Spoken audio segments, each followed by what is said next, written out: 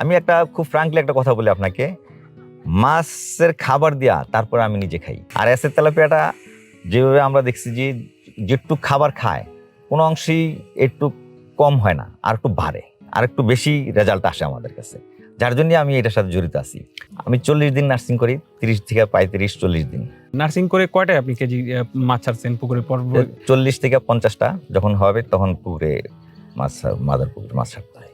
এই দেশে মানুষের মাছে ভাতে বাঙালি, অতএব মাছের চাহিদা থাকবেই যতদিন পর্যন্ত মানুষ আছে। ভাত যতদিন পর্যন্ত মানুষ ভাত খাবে ততদিন পর্যন্ত মাছ থাকবে, এটাই তো স্বাভাবিক।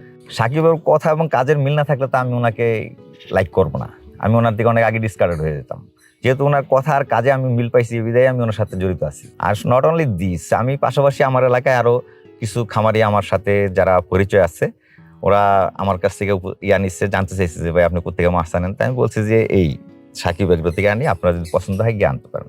তো সাকিবের নাম্বার দিয়ে দিলে ওনারা যোগাযোগ করে অনেকেই মাছ আনছে, মতলবে চলতেছে।